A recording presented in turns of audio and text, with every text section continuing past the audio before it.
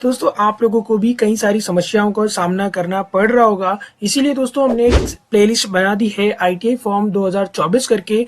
तो आप लोग आईटीआई एडमिशन 2024 की वो जो प्लेलिस्ट है उसमें जाकर एक एक वीडियो देख सकते हैं, जिससे कि आपकी सारी प्रॉब्लम्स दूर हो जाएगी। अब दोस्तों यहाँ पर एक प्रॉब्लम ये आ रही है कि जो समग्र आईडी की केवाईसी होने के बाद के रजिस्ट्रेशन की बात की गई थी यहाँ पर, कि अगर आपको रजिस्ट्रेशन करना है तो आपकी जो मेन डॉक्यूमेंट है आपके रजिस्ट्रेशन में वो आपकी समग्र आईडी होगी। यहाँ पर आईटीआई की तरफ से पहले ही क्लियर कर दिया गया था जो पीडीएफ थे, और वैसी ही अपडेट मैंने आपको दे दी थी। और यहाँ पर इसका जो एक डेट का इशू था कि 20 मई तक यहाँ पर एडमिशन किए जाएंगे, तो उसकी डेट को एक्सटेंड कर दिया गया है और कब तक के लिए किया गया है वो यहाँ पर शो नहीं किया गया है। जैसे आप अपडेट विवरणिका पे क्लिक करते हैं तो यहाँ पर सिर्फ 1/5/2024 से प्रारंभ लिख दिया गया है एडमिशन को, कब तक किए जाएंगे ये अभी अपडेट इसमें आईटीआई का जो पीडीएफ आया है इसमें नहीं लिखा गया है।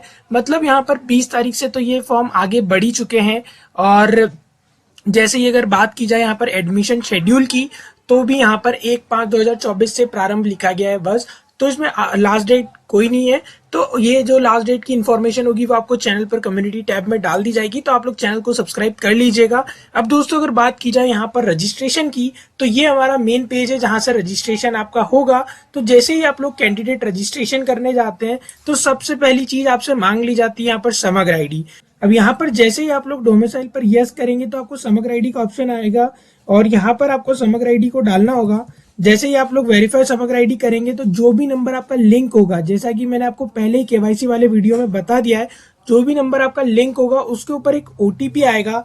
वो ओटीपी आपको यहाँ पर डालना होगा 241160, जैसे मैं डाल देता हूँ। अब आप वेरीफाई ओटीपी जैसे ही करेंगे तो यहाँ पर आपकी डिटेल्स आ जाएगी एज इट इज जैसी समग्र आईडी में। अगर वहां पे आपका समग्र आईडी में मदर नेम फादर नेम अगर कुछ नहीं है या फिर कुछ भी मिस्टेक है तो वो आपको अपडेट करवाना होगा। मैं इसके प्रीवियस वीडियो में पहले ही बता चुका हूँ और फिर से बता रहा हूँ कि आपको आपके father name mother name exact जैसी 10th की मार्कशीट में वैसा ही करेक्शन करवाना है।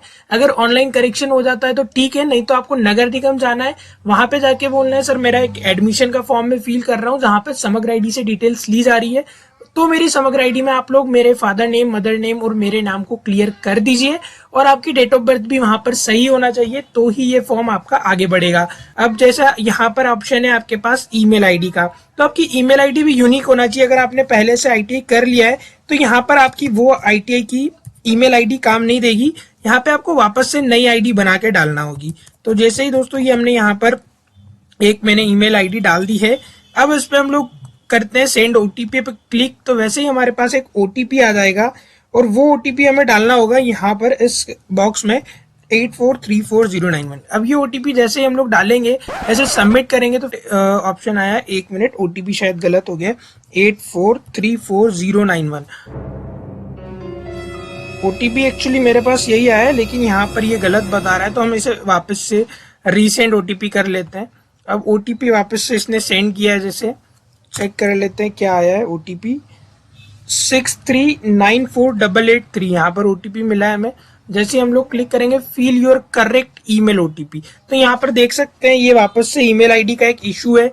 यहाँ पर आप लोग सही ओटीपी डालेंगे लेकिन यहाँ पर आईटीआई की तरफ से वो ओटीपी बार बार गलत बता दिया जाएगा। अब जैसे मेरे पास एक ईमेल आईडी और है, मैं वो डाल के चेक कर लेता हूँ।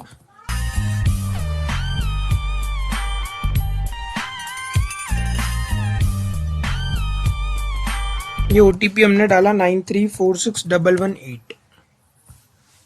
हाँ, तो ये ओटीपी भी यहाँ पे नहीं ले रहा है, मतलब यहाँ पर ये जो वेबसाइट है इसका एक बहुत बड़ा इशू चल रहा है, यहाँ पर ये लॉगिन भी नहीं हो रहा है।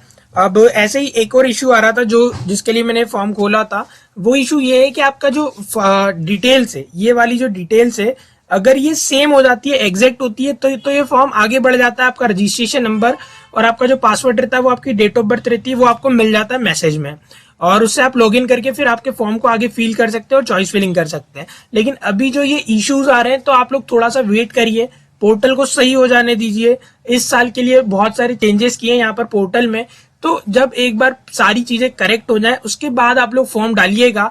अभी कोई भी इतना पैनिक मत होइए कि लास्ट डेट निकल जाएगी ऐसा कुछ, क्योंकि यहाँ पर सर्वर ठीक से काम ही नहीं कर रहा है। यहाँ पर अगर आप लोग समग्र आईडी की जो डिटेल है, मान लीजिए जैसे मेरा नाम यहाँ पर देवेश चौहान है, इसकी जगह यहाँ पर मेरे इसमें CHO HN लिखा हुआ है समग्र आईडी में, मान लीजिए यू लिखा ही नहीं है, तो फिर मैं उसे बाद में करेक्ट नहीं करवा पाऊंगा, बहुत ज्यादा दिक्कत होगी आपको एडमिशन के बाद करेक्ट करवाने में।